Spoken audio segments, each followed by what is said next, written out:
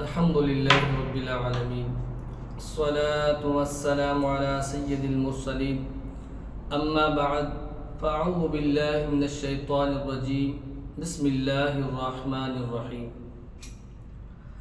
الصلاة والسلام عليك يا رسول الله الصلاة والسلام عليك يا نبي الله وعلى آلك وأصحابك يا نور الله۔ سرکار نامدار مدینے کے تاجدار حبیب پروردگار شفیع روز شمار جناب احمد مختار صلی اللہ تعالی علیہ وآلہ وسلم کا ارشاد بار ہے، میں نے گزشتہ رات عجیب واقعہ دیکھا۔ میں نے اپنے ایک امتی کو دیکھا جو پل صراط پر کبھی گھسٹ کر چل رہا تھا اور کبھی گھٹنوں کے بل چل رہا تھا۔ اتنے میں وہ درود شریف آیا جو اس نے مجھ پر بھیجا تھا۔ اس نے اسے پل صراط پر کھڑا کر دیا، یہاں تک کہ اس نے پل صراط کو پار کر لیا۔ صلی اللہ علی محمد وآلہ وصحبہ وسلم۔ حضرت سیدنا فقیہ ابو لیث سمرقندی رحمۃ اللہ تعالی علیہ تنبیہ الغافلین میں نقل کرتے ہیں، حضرت سیدنا وہب بن منبہ رضی اللہ تعالی عنہ فرماتے ہیں، بنی اسرائیل کے ایک بزرگ رحمۃ اللہ تعالی علیہ ایک بار کہیں تشریف لے گئے۔ راستے میں ایک موقع پر اچانک پتھر کی ایک چٹان اوپر کے جانب سے سر کے قریب آ پہنچی۔ انہوں نے ذکر اللہ عز و جل شروع کر دیا تو وہ دور ہٹ گئی۔ پھر خوفناک شیر اور درندے ظاہر ہونے لگے، مگر وہ بزرگ رحمت اللہ تعالی علیہ نہ گھبرائے اور ذکر اللہ عز و جل میں لگے رہے۔ جب وہ بزرگ نماز میں مشغول ہوئے تو ایک سانپ پاؤں سے لپٹ گیا، یہاں تک کہ سارے بدن پر پھرتا ہوا سر تک آ پہنچا۔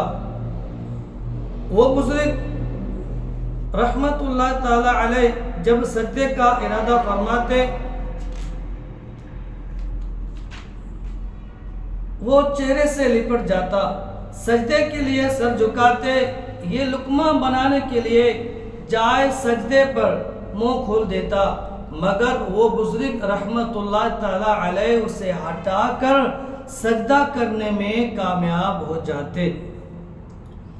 جب نماز سے فارغ ہوئے تو شیطان کھل کر سامنے آ گیا اور کہنے لگا، یہ ساری حرکتیں میں نے ہی آپ کے ساتھ کی ہیں، آپ بہت ہمت والے ہیں، میں آپ سے بہت متاثر ہوا ہوں، لہذا اب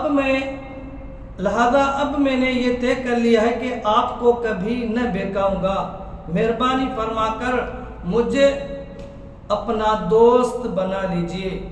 اس اسرائیلی بزرگ رحمت اللہ تعالی علیہ نے شیطان کے اس وار کو بھی ناکام بناتے ہوئے فرمایا، تو نے مجھے ڈرانے کی کوشش کی لیکن الحمدللہ عز و جل میں ڈرا نہیں، میں تجھ سے ہرگز دوستی نہیں کروں گا۔ بولا، اچھا، اپنے اہل و عیال کا احوال مجھ سے دریافت کر لیجئے کہ آپ کے بعد ان پر کیا گزرے گی۔ فرمایا، مجھے تجھ سے پوچھنے کی ضرورت نہیں۔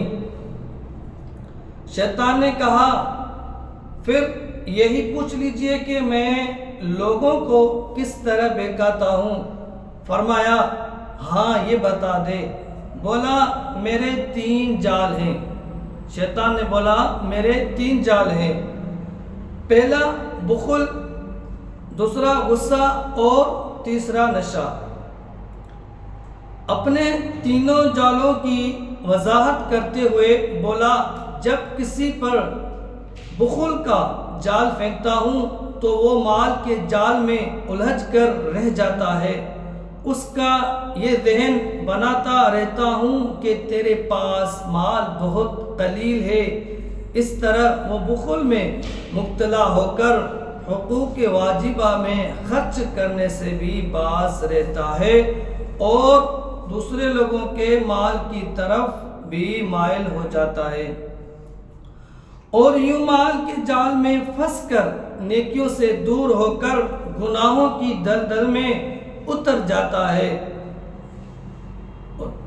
جب کسی پر غصے کا جال ڈالنے میں کامیاب ہو جاتا ہوں تو جس طرح بچے گیند کو پھینکتے اور اچھالتے ہیں، میں اس غصیلے شخص کو شیاطین کی جماعت میں اسی طرح پھینکتا اور اچھالتا ہوں۔ غصیلہ شخص علم و عمل میں کتنے ہی بڑے مرتبے پر فائز ہو، خواہ وہ اپنی دعاؤں سے مردے تک زندہ کر سکتا ہو، میں اس سے مایوس نہیں ہوتا۔